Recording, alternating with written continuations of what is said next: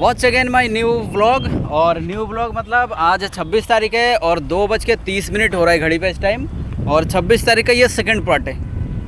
26 तारीख का ये सेकंड पार्ट इसलिए क्योंकि अर्ली मॉर्निंग में निकला था।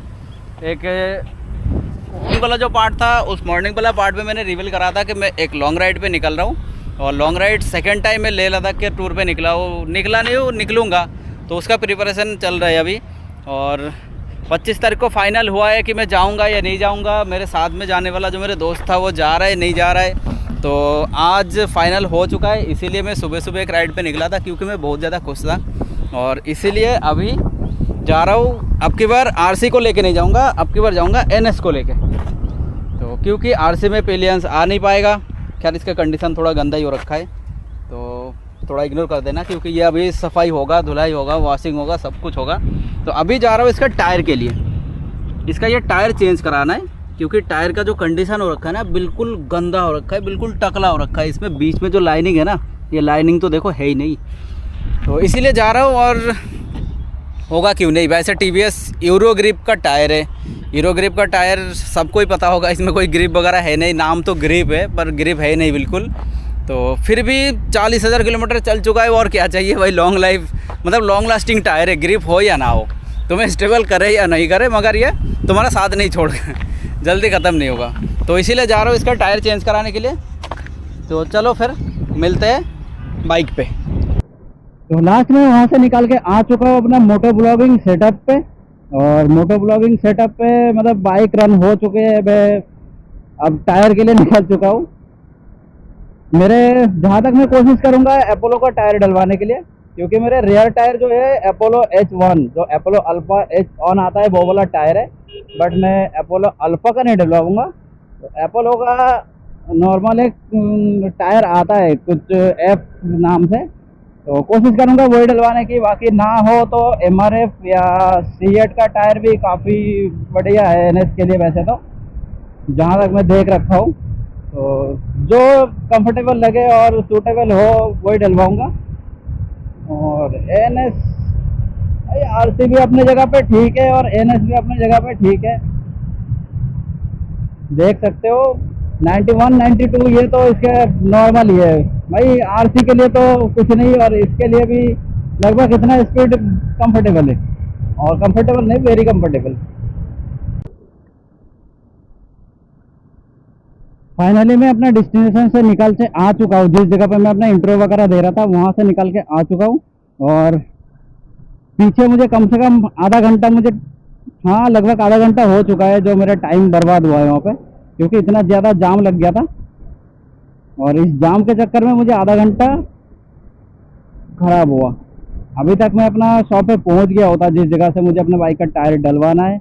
और टायर के साथ साथ बाइक का इंश्योरेंस भी ख़त्म हो रखा था। तो दिल्ली ट्रैफिक पुलिस वालों थोड़ी देर के लिए मुझे इग्नोर कर देना, क्योंकि इसका इंश्योरेंस ख़त्म हो गया है।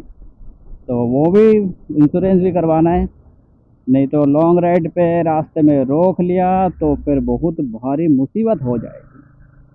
तो इसीलिए सारे प्रिपरेशन करके निकलना पड़ेगा। और सारे प्रिपरेशन के अंदर में दो ही है, एक टायर चेंज कराना है और उसके बाद इंश्योरेंस करवाना है।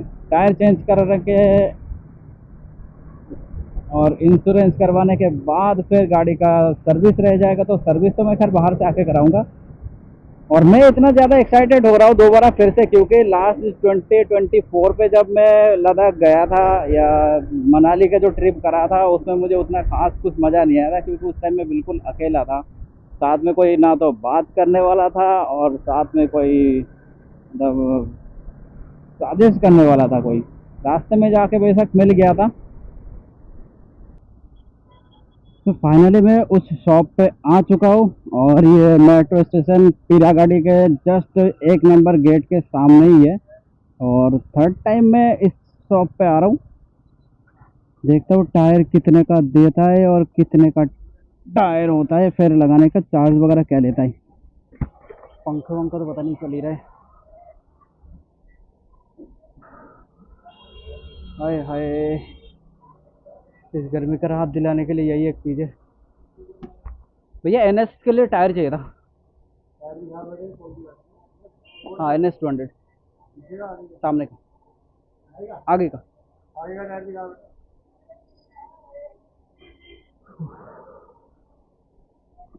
यार गर्मी भी कुछ ज़्यादा ही हो रहा है।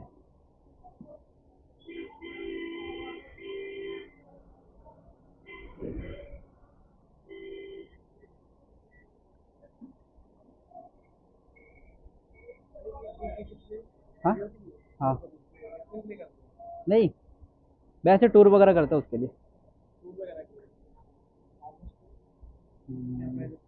25 अप्रोक्स।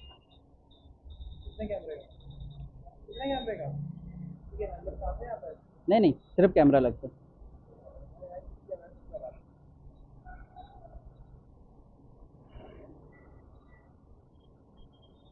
चलो अभी देखते हैं। फाइनली टायर ले लिया।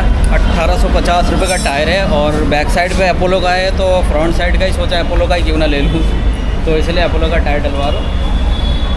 अभी दिखाता हूँ कैसे कैसे इसका प्रोसेसिंग। तो उस टाइम जस्ट 2 मिनट के लिए मैं थोड़ा सा बिज़ी हो गया था, जिसकी वजह से मैं टायर का इंस्टॉलेशन दिखा नहीं पाया कि क्या क्या करके क्या प्रोसेसिंग था।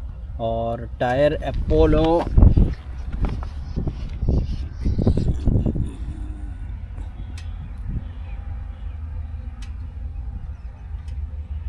तो टायर अपोलो अल्फ़ा जेप, यानी ये रहा टायर अल्फ़ा जेप F5 टायर है, जो मुझे 1850 रुपये का पड़ा है।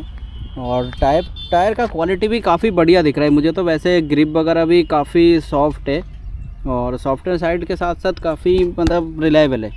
अभी मैं जब 15-16 किलोमीटर चला के आया हूँ। और इससे पहले मैं अपोलो अल्फ़ा एच ऑन का जो टायर है वो यूज़ कर रहा था, अल्फ़ा एस ऑन, ये जो टायर यूज़ कर रहा था। तो अपोलो का टायर काफ़ी रिलायबल भी है और काफ़ी बढ़िया भी है। और बजट के अंदर आ गया 1850 रुपये के अंदर, इससे से बढ़िया मुझे तो नहीं लग रहा है और कोई टायर मिल सकता था मुझे। और मिशेलिन का टायर देखा था, मिशेलिन का टायर अप्रॉक्स 2900 यानी 2900 रुपये के आसपास का था, तो इसीलिए मैंने यही प्रेफर करा कि मेरे लिए सबसे बेटर यही है। तो लेह लद्दाख के जो ट्रिप है वो धीरे धीरे प्रिपरेशन हो रहा है और देखो कब तक निकलते हैं।